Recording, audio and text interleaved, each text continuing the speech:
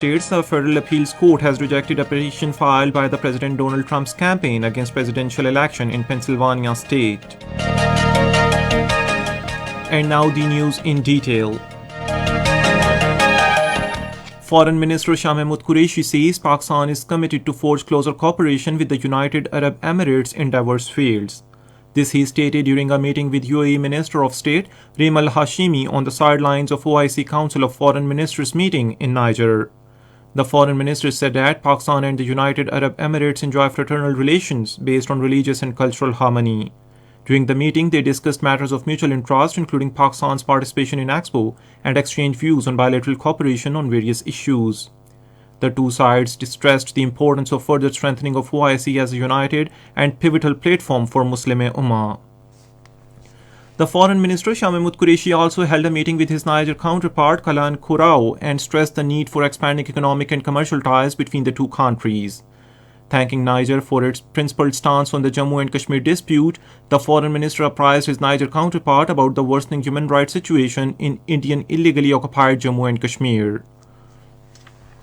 Minister for Planning and Development Asad Umar has appealed the people to strictly adhere SOPs to prevent spread of second wave of coronavirus in the country. Talking to media persons in Sakha today, he said the government is making all-out efforts to ensure safety of people's health and to save their livelihoods. As the second wave of COVID-19 resurges in the country, 3,045 new infection cases and 45 deaths were reported during the last 24 hours.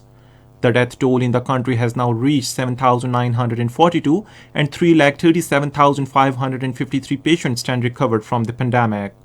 There are now 46,861 active cases of infection and positive ratio has risen to 6.3% of the tests conducted in a day.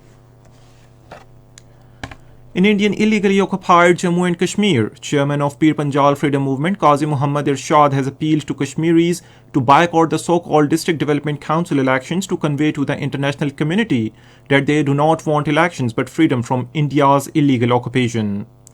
In a statement issued in Jammu, he said that India has taken away all the basic rights of the Kashmiris by turning the occupied territory into a big jail, particularly after August 5, 2019 when it revoked its special status.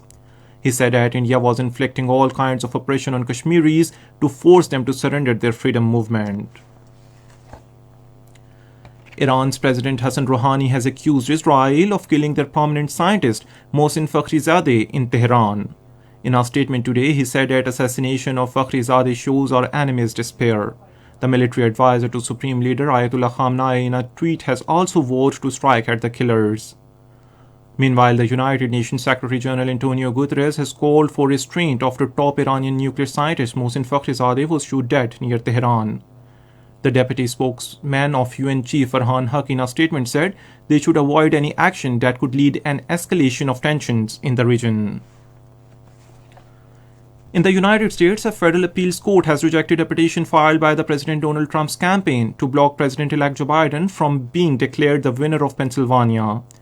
The judge Stephen Osby-Boss, on behalf of three-judge panel in their verdict said, free and fair elections are the lifeblood of our democracy. The Trump campaign and its supporters have also failed to convince judges of election irregularities in Michigan, Georgia, Arizona, and Nevada. The Britain and the European Union will resume face-to-face trade talks in London today to secure a deal before the Brexit transition period expires at the end of this year. Britain's chief Brexit negotiator David Frost said it is late but a deal is still possible. And that is the end of this news bulletin. For more news and analysis, log on to our website radio.gov.in.